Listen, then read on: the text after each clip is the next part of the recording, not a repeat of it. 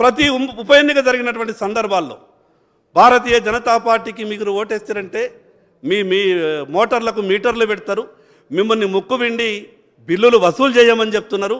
మీరు భారతీయ జనతా పార్టీకి ఓటేస్తారా అని పదే పదే గ్లోబల్ ప్రచారం చేసే మాటలు మాట్లాడుతుండే. అధ్యక్ష, ఏ రోజు కూడా కేంద్ర ప్రభుత్వం రైతులు వాడుతున్నటువంటి మోటార్లకు మీటర్లు పెట్టి బిల్లులు వసూలు చేయమని చెప్పలేదు అధ్యక్ష.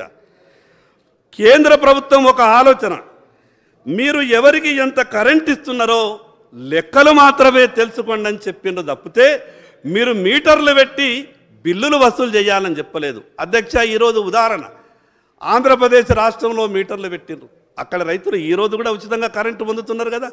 మరి అక్కడ మీటర్లు పెట్టినటువంటి రైతులకు మరి ఉచితంగా కరెంట్ ఎట్లా వస్తున్నది? కానీ వాళ్ళ ఆలోచన ఏంటంటే ఏ రకంగా అయినా సరే నరేంద్ర మోడీ గారిని, భారతీయ జనతా పార్టీని బదనాం చేయాలన్న ఆలోచనతోనే ఆ రోజు మాట్లాడే ప్రయత్నం చేసిండ్రు అధ్యక్ష.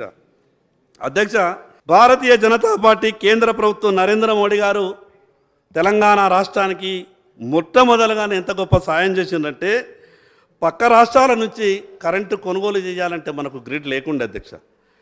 కేసీఆర్ గారు ఆ రోజు రాష్ట్ర ముఖ్యమంత్రిగా కేంద్ర ప్రభుత్వానికి ఒక ఉత్తరం రాసిండ్రు, మాకు నార్త్కు సౌత్కు కలిపే గ్రిడ్ లేదు, కేంద్ర ప్రభుత్వం వెంటనే ఆ గ్రిడ్ ఏర్పాటు చేస్తే మేము పక్క రాష్ట్రాల నుంచి మరి మేము కరెంటు కొనుగోలు చేసుకోవచ్చునంటే ఒకటే మాట మీద అధ్యక్ష 1000 కోట్ల రూపాయలు ఖర్చు పెట్టి నార్త్ సౌత్ గ్రిడ్ను కలిపే విధంగా కేంద్ర ప్రభుత్వం చర్యలు తీసుకున్నది. ఇది కేంద్ర ప్రభుత్వం సాయం చేసిన గొప్పతనం కాదా అధ్యక్ష? కనీసం మాట వరుసకైనా సరే కేంద్ర ప్రభుత్వం ప్రస్తావన నరేంద్ర మోడీ గారు చేసినటువంటి సాయం గురించి ఎక్కడ కూడా ఈ ప్రభుత్వము ప్రస్తావించలేదు. గతంలో సాయం జరిగింది అని గతంలో జరిగినటువంటి సాయాన్ని మాజీ మంత్రి కూడా మాట్లాడలేకపోయింది అధ్యక్ష.